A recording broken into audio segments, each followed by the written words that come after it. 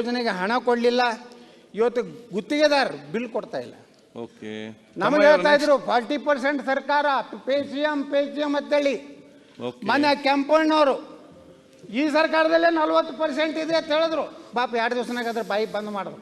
ಅದಕ್ಕೇನು ಹಾಕಿದ್ರು, ಜೇನುತುಪ್ಪ ಹಾಕಿದ್ರು ಏನು ಬೆಲ್ಲ ಹಾಕಿದ್ರು ಗೊತ್ತಿಲ್ಲ. ತಮ್ಮಯ್ಯ ನೆಕ್ಸ್ಟ್. ಇವತ್ತು ತಮ್ಮಯ್ಯವರೇ ಮಾತಾಡ್ತೀವಿ. ವಿಜೇಂದ್ರ ಕೋವಿಡ್ ಅಲ್ಲಿ ಏನ್ ಮಾಡುದು ಅಂತ ನೀನೇ ನಿನ್ನ ಬಾಯಿನ ನುಡಿ ಮುತ್ತಿಂದ ಬತ್ತಲ್ಲಪ್ಪ. ನನ್ನ ನುಡಿ ಮುತ್ತಿಂದ ಪಾರ್ಲಿಮೆಂಟ್ ಚುನಾವಣೆ ಆದ್ಮೇಲೆ ಈ ಕಡೆನೆ ಬರ್ತಾರ ಹೇಳೋದಲ್ಲ. ಪಾರ್ಲಿಮೆಂಟ್ ಚುನಾವಣೆ ಆದ್ಮೇಲೆ ಏನ್ ಮಾಡ್ತೀನಿ ಅಂತ ನನಗೂ ಮಾತಾಡಕ್ ಬರ್ತೈತಿ. ಕ್ವಶನ್ ನಿನ್ನ ನುಡಿ ಇರ್ಬೋದು, ನೀವು ಬಹಳ ದೊಡ್ಡವರು. ಪಾರ್ಲಿಮೆಂಟ್ ಚುನಾವಣೆ ಆದ್ಮೇಲೆ ಹೀಗೆ ಬರೋದು. ಏನಪ್ಪಾ ಅಂದ್ರೆ ಏನಪ್ಪಾನೇ ಹೇಳ್ತೀನಿ. ಯಾಕು ಅಂದ್ರೆ ಕೋವಿಡ್ ಇಂದ ನಾ ಏನು ನಿನಗೆ ಮುಲಾಜಿಗಿಲ್ಲ, ನಾ ಏನು ನಿನ್ನ ಬಳಿ ಬಂದಿಲ್ಲ, ನಾ ಏನು ಎಂದೂ ಬರುದಿಲ್ಲ, ಬರೋ ಅವಶ್ಯಕತೆ ಇಲ್ಲ. ನಿಮ್ಮ ಅವಶ್ಯಕತೆ ಇಲ್ಲ. ಸೇರ್ಸೋದು ಇಲ್ಲ.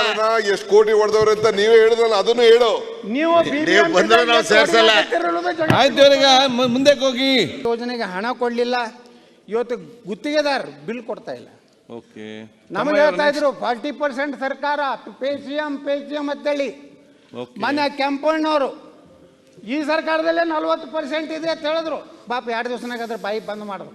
ಅದಕ್ಕೇನು ಹಾಕಿದ್ರು, ಜೇನುತುಪ್ಪ ಹಾಕಿದ್ರು ಏನು ಬೆಲ್ಲ ಹಾಕಿದ್ರು ಗೊತ್ತಿಲ್ಲ. ತಮ್ಮಯ್ಯ ನೆಕ್ಸ್ಟ್. ಇವತ್ತು ತಮ್ಮಯ್ಯವರೇ ಮಾತಾಡ್ತೀವಿ.